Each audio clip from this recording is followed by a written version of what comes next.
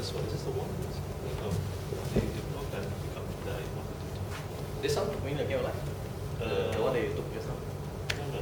This one. They're Secrets of Self-Made Millionaires. no. Where is that? Too many books. No. This sorry. Okay. It's the title. So this is for you actually. Later on, I'll pass it to you. It's Secrets of Self-Made Millionaires. Oh yeah, This that's is the the one. Oh, That's the bestseller. That's the one, yeah. Oh, okay. That's the one. Oh, that nice guy. Great. That's the one. Okay. Great. So ready to test? You ready? Yes, Ready? anytime. Okay. Okay. Okay. Can I have the mirror water, please? Yeah. Yeah. Pass it to him as well, just in case. Oh, Okay, just in case. The voice disappears. Last one more. Kind of like. Trying to Okay. Right. Oh, Have a drink before you start. Okay. yeah. Just.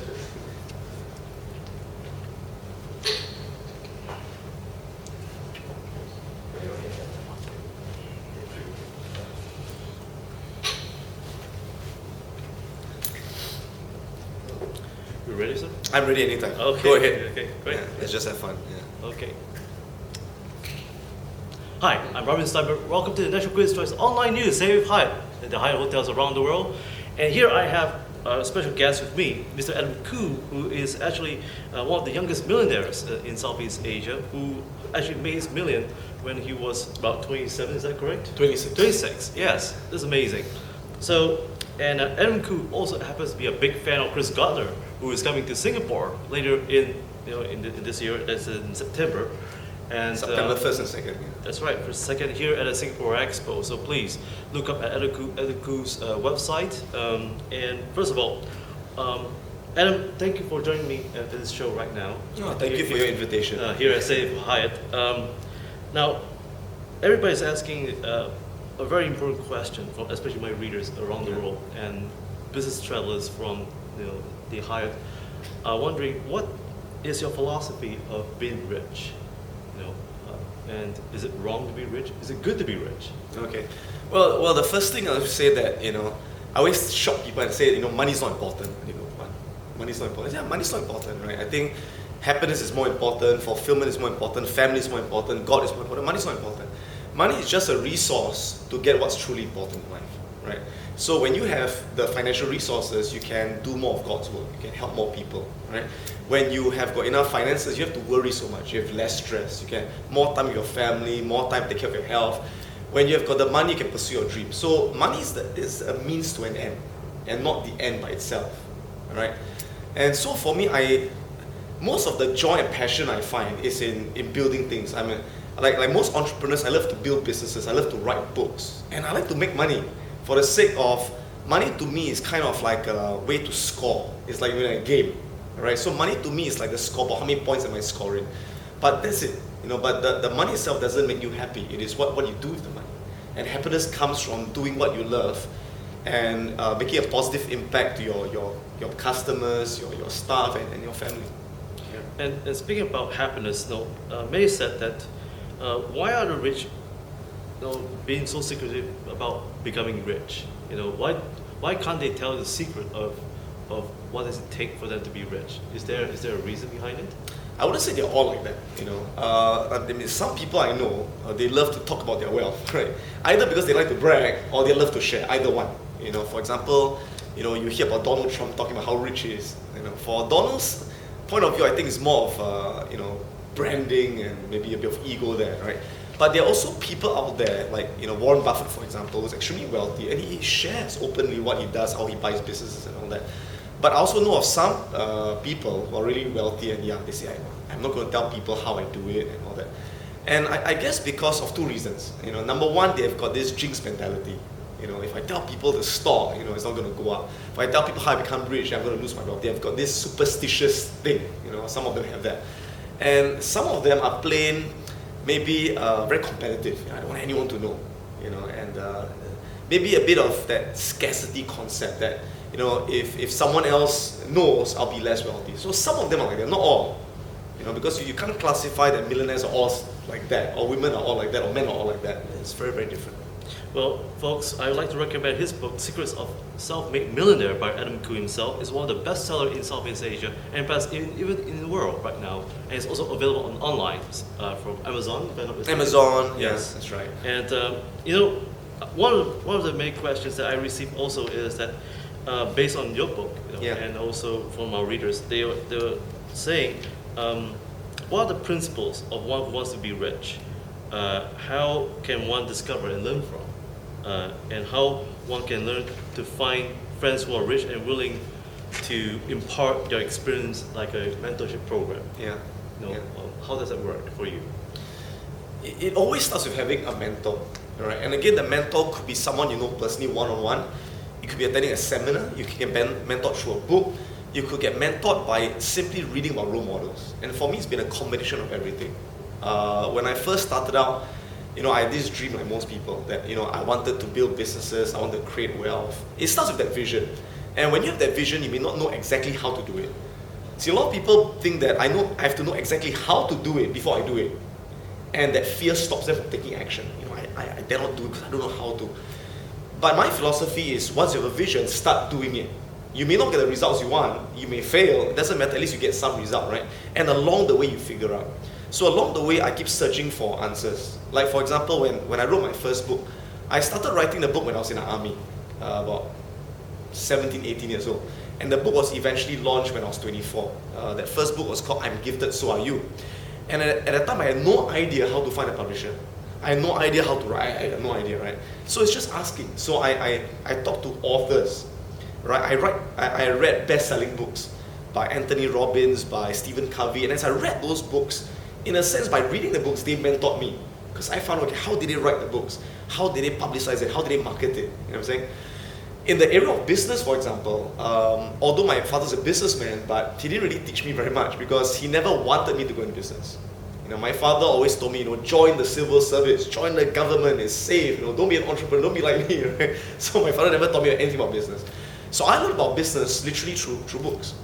Oh, really? Yeah, I read, books, a lot of biographies, right? Richard Branson, Lou Kreshner, Jack Welch, and all these business books. And I got very inspired at how they turn around these multi-million-dollar businesses and all that. So it was reading a lot of biographies. At the same time, I also attended a lot of seminars. I went to NUS Business School, like many of my other friends, but I wanted more. So beyond my normal academic education, I spent money going to seminars, right? Learning practical strategies from entrepreneurs. And one of the people that really inspired me was this guy called Brad Sugars. He's an Australian entrepreneur, right? And Brad was someone who came to Singapore and he taught his business techniques. And then from there I learned about Michael Gerber, another business guru, right? So again, I read their books, I attended their seminars, and it was really through modeling what they did. And they could have spent 20, 30 years doing it, but by learning from them, you cut short the learning curve. So one thing about me is I'm a good learner, and I learn from anyone. And I have this ability to learn something and really integrate it and practice it. That's been my skill. And the one thing that you learn from all these people, is there one common factor that you were inspired the most? What do they have in common from all these people? Okay, that make them I rich? think that not just one thing, a few things in common, right? I would say the first thing successful entrepreneurs have in common is this: they're all optimistic. They're all optimistic. They're all like that, right? So no matter how many times they fail, how many times life bashes them down, some of them went bankrupt, they just get up again and say, let's go for it. They're just optimistic. And their belief is there's always a way. And that's their belief, right? I find one thing in common. They may have different management styles. Some of them are born rich, some of them are born poor, all different, but that's the one thing in common, they're all optimistic. And that optimism is what gives them that faith and confidence to never quit, to always find a way. So they keep taking action. Right? Some of them may do it the first time, some of them after 100 times, but they keep doing it until they get the result. So yeah, that's the one thing in common. Now, I spoke to Robert Kiyosaki the other time, and he said that when he first made his first million or so, so does his friends. Does that happen for you? Do your friends change after you first make your first million or so? Well, you see, my belief is this, that you can never make your first million alone. You always make it with people around you. partners, business, the directors who work for you, and yeah, once in a while friends. And in a sense, yes, when you become wealthy, you find that the people around you become wealthier, right? Because you can't do it. Like for me, to build this business, it was an entire team, right? I've got a great CEO, Patrick, right? I've got great directors, I've got great trainers. And I'm very proud to say that many of them now are living a very comfortable lifestyle. They're driving nice cars, they're living in nice properties and all that. Because for me to create this success, they were on board creating it for me. With me and for me. But do you still have a mentor above you? Because I believe that according to some millionaires that I've talked to, they said that every time they made their success, they usually seek out for somebody like Warren Buffett, to be a mentor because he's just because he's richer than them, and they could draw more experience. Is that the same for you? Absolutely. That's why I've got a lot of mentors who are much better than me, more successful than me. In fact, could you name one? I can name a few of them. Because I'm in this organization called YPO, which is called the Young Presidents Organization. And to join this organization, it's a very exclusive club. To join, you have to, your business, you have to make over 10 million a year at least to join. So I joined this organization, and we meet once a month, right, in cell groups, right, because it's a big organization. It's worldwide. There are thousands of members. And in Singapore, we've got about 100 plus members. And we split into small cell groups, right? So we meet once a month and kind of like we mentor each other. It's like peer to peer, right? But even then, within my group, I think that I'm the poorest guy there. Okay, they are all very successful, right? We have got, someone there who's a property developer. We have got a permanent secretary in there. We've got a person who is a chairman of a multinational corporation. I can name one of them, for example, Jepson and Jessen. If you've heard of Jepson and Jessen, one of the largest conglomerates in the world, right? Worth a few $100 million. And the chairman, Henrik, is in my group. Yeah. So when I got business questions, business advice, I'll ask Henrik and he'll tell me. Yeah. So amazing. And another concern that's arriving right now in this world is inflation real? The food prices like oil and property have been increasing lately. Yeah. And what's the perspective of money and for the future itself? Yeah. What's in it for you? Yeah, I mean, inflation is definitely increasing, no doubt about that. I mean, you can, even as a layperson, you can see it on the streets, right? Plate of chicken rice, used to be $2, now it's $3, $4, and it's escalating. Price of property in Singapore. If you look at it 20 years ago, a public flat, we call it HDB in Singapore, 4-room flat cost $100,000, right? Today it's $500,000 for a government subsidized flat, okay? And if you project it 20 years into the future with the same inflation rate, it's going to be probably about $1.6 million for a government flat. And and you're talking about an inflation about 3 to 5% in Singapore? Yeah, about that. Well, officially, okay. Yeah, well, if you look at the last 30, 40 years, the average inflation rate in Singapore is reported about 3.4%. But in the last few quarters, it's been reported about 5%. Okay, so you can take about 5%, but that's official. But sometimes when you look on the ground, you feel that I think it's a bit more than that. Maybe there are some things they don't count in. I don't know, right?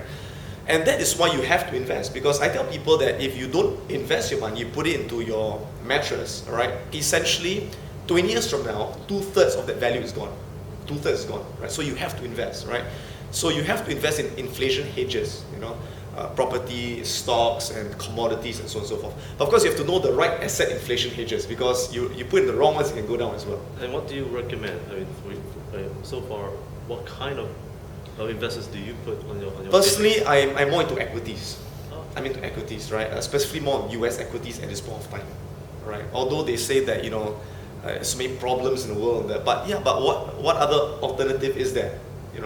And although the US government may be in a lot of debt and all that, but fundamentally the companies, if you pick the right ones, okay, for example, if you invest in companies like Nike and Procter & Gamble and Walmart and even Apple, fundamentally these companies, their balance sheets are stronger than the government's balance sheets, right? And they are selling good products, international products, very consistent, high cash flow. Some of them have got very good dividend yields, and it beats putting your money in treasuries or in banks anytime. Your organization, Khoo's Learning Academy here in Singapore, is so far by far one of the best institutions about wealth management. Correct me if I'm wrong. Yeah. And I came to understand that Chris Gardner is coming to Singapore Yep. again, this coming September. Now, what actually inspired you to bring in here to Singapore? Have you read his book? And what's your philosophy? Okay. I think, well, first of all, we run this event called Wealth Expo annually. It's our third year running it, right? And the last two has been very, very successful, and a few thousand people come for the event. In fact, this year we're expecting about 4,000 to 5,000. Already 2,005 have already signed up after just 1 week of launch. So we bring in the best speakers in their respective financial fields to this event. We've got a great commodities guy, a great options guy, a great equities guy, a great property guy, and so on and so forth, right? And this year we thought of inviting Chris Gardner for the reason that I think a lot of people got inspired by that show, The Pursuit of Happiness. Yeah, that's I right. got so inspired. I watched it years ago and I cried. And I can watch it 5 times, I'll still cry. Because this is such an amazing story about this guy who was homeless, who lost everything, and he climbed his way up again. So the reason why we want to invite him down, all right, was because he's a true role model of not just someone in the finance industry, but someone who is a role model in inspiration. That no matter how bad things get, you can turn it around. So he has inspired me, and I like to give that same gift of inspiration to people to come to listen to him live. And for selfish reasons, I like to listen to him live as well, okay, and like to get to know him. And what can everyone, especially friends around the world and Singaporeans, can expect from this upcoming Expo 2012? They can expect to learn a lot of strategies. You see, our events are meant to be extremely educational, right? So if you come and you know nothing about investments, your mind's going to be open to what is possible. Well, I didn't know I can invest in so many things, from REITs to ETFs to commodities and so on and so forth. And even if you're so experienced and you know already so much about investments, in fact, I've got people who are analysts coming, brokers coming, wealth management people coming, and they start to learn so much more as well from all these experts. And especially in this time of the US, the European debt crisis, people answer, what do I do with my money? How do I protect my portfolio? What are the best ways to diversify my money? Where do I put my money into? Or should I put my money into Asia, into the US, into Europe, into bonds, to stocks? Where do I go, right? And this way you're going to find a lot of the answers, right? Yeah. Amazing. And before we end, could you give us 3 points of life lessons that you have learned of becoming rich and being rich for aspiring individuals, for young and old? Mm. I mean, everybody's wanting to get an advice from you.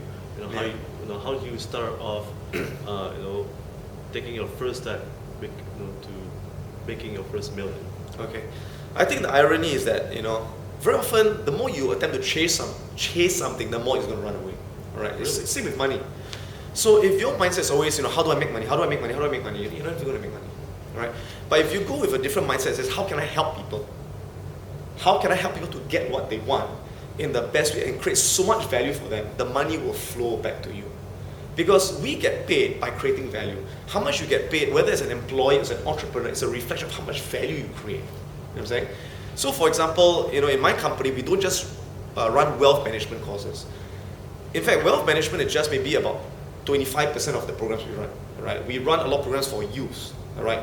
Training youth in how to get better grades in school, how to win scholarships, how to plan their career. We run parenting programs. We run programs for schools, for prisons, and basically we run programs on personal development. And again, what has set our company apart is we create tremendous value. So for example, if someone comes to our wealth program, our job is how do we help this person, right, to manage their finances? How do we help them to make more money in their business in the stock market? So you find that when you help them make a lot more money, they're going to recommend all their friends. Right? They're going to keep coming back to you and say, I want to learn more, I want to learn more, I want to learn more. And that's how you make your money. You know what I'm saying? So when you focus on helping that customer make his money or achieve his goals, he's going to help you back. And it's the same with any kind of business, right? So if you start a restaurant, for example, and you say, how can I give the person the best culinary experience possible? How can I make the person's evening amazing? Not just the food, but the ambience and the service. He's going to keep coming back. He's going to order more. You're going to be rich. Amazing. Yeah.